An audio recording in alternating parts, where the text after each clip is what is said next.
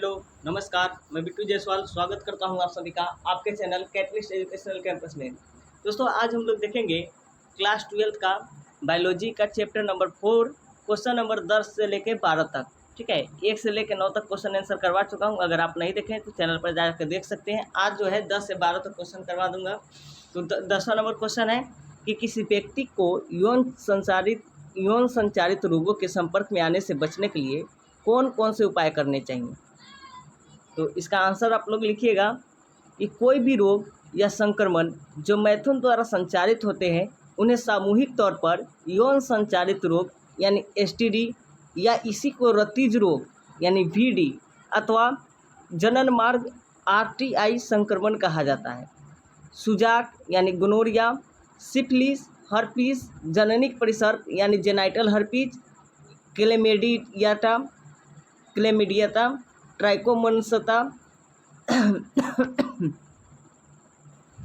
उसके बाद जनांग मसे या लैंगिक मसे, यकृत शोथ बी और हाल ही में सर्वाधिक चर्चित एवं घातक HIV या एड्स आदि सामान्य यौन संचारित रोग है और इनसे बचने के लिए निम्नलिखित उपाय अपनाने चाहिए।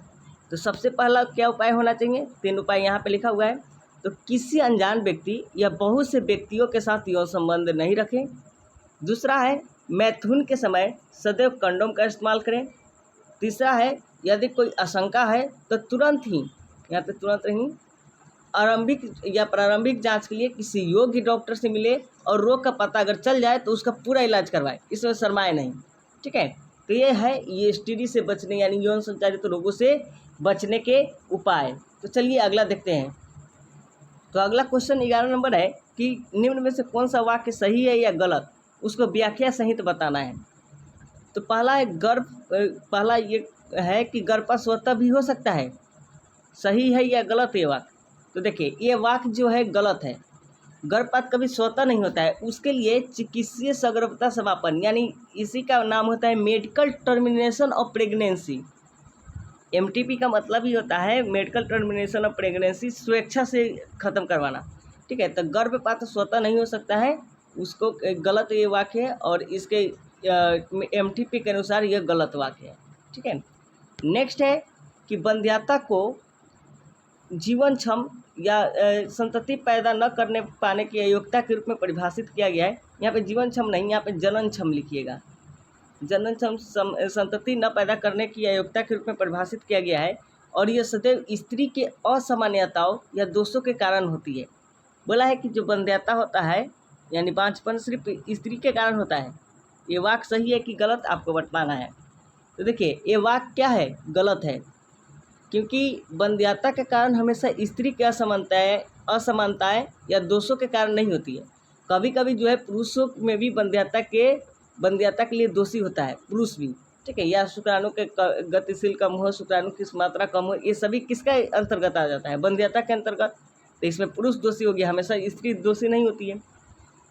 अगला है कि एक प्राकृतिक गर्भ निरोधक उपाय के रूप में शिशु को पूर्ण रूप से स्तनपान कराना सहायक होता है। ये वाक्य सही है या गलत है? तो देखिए ये वाक्य सही है, क्योंकि शिशु को पूर्ण रूप से स्तनपान कराने से अंडोत्सर्ग नहीं होता है, अतः आर्तव चक्र भी नहीं होगा और जिसके कारण गर्भ की संभावनाएं क्या हो जाती है? समाप्त हो जाती है। ठीक है, अगला है कि लोगों को जनन स्वास्थ्य के सुधार हेतु यौन संबंधित पहलुओं के बारे में जागरूकता पैदा करना एक प्रभावी उपाय है। सही है या गलत है?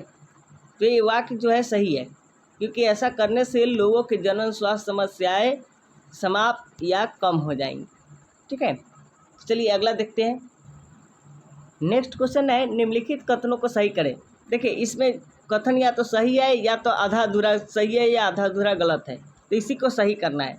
तो पहला क्वेश्चन है कि गर्भ निरोध के शैल क्रियात्मक उपाय युग्मक बनने से रोकते हैं। तो देखिए इसका आंसर देख लेते हैं। तो इसका आंसर है कि शैल क्रिया की दखलंदाजी से युग्मक परिवहन या संचार रोक दिया जाता है, फलतः गर्भधारण नहीं होता है। तो ये आधा अधूरा वाक्य को यहाँ पे पूरा किया गया हुआ है। ठीक है, या यहाँ पे गलत रहेगा। अगला है कि सभी प्रकार की यौन संचारित रोग पूरी तरह से उपचार योग्य है। पूछ रहा है कि जितना भी STD यानी यौन संचारित रोग है पूरा इसका इलाज हो सकता है। तो देखिए, यकृत बी, जननिक प्रसर तथा HIV संक्रमण को छोड़कर बाकी सभी यौन रोग पूरी तरह से उपचार योग्य हैं। ठीक है, जितने भी रोग हैं सब कोई का उपचार है, बशर्ते कि इन्हें शुरुआती अवस्था में पहचाना एवं इसका उचित ढंग से पूरा इलाज करवाया जाए, तब इसका इलाज संभव है, वरना नहीं। ठीक है। ग नंबर है कि ग्रामीण महिलाओं के बीच गर्भ निरोधक के रूप में गोलियां यानी पिल्स बहुत अधिक लोकप्रिय है। तो इसका आंसर आप लोग लिखिएगा कि महिलाओं के द्वारा खाया जाने वाला एक अन्य गर्भ निरोधक जो प्रोजेस्टेरोन अथवा प्रोजेस्टेरोन और एस्ट्रोजन का संयोजन होता है, जिसे थोड़ी मात्रा में मुंह द्वारा लिया जाता है और मुंह से लिया टिकिया के रूप में ली जाती है, और ये गोलियां पिल्स के नाम से सभी महिलाओं में लोकप्रिय है, और यह न केवल शहरी बल्कि ग्रामीण महिलाओं के बीच भी काफ़ी लोकप्रिय है। ठीक है। अगला जो है क्वेश्चन कि ET तकनीकों में भ्रूण को सदैव गर्भाशय में स्थानांतरित किया जाता है। इस वाक्य को सही करना है।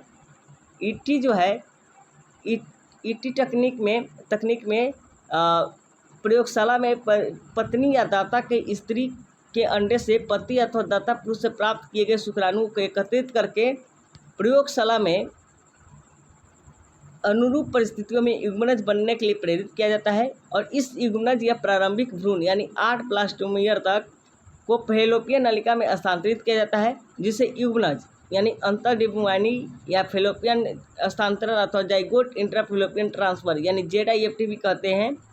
और जो भ्रूण के ब्लास्टोमियर से अधिक का होता है तो उसे परिवर्धन हेतु गर्भाशय में स्थानांतरित कर दिया जाता है, और इसे इंट्रायूटेराइन ट्रांसफर यानी IUT कहते हैं।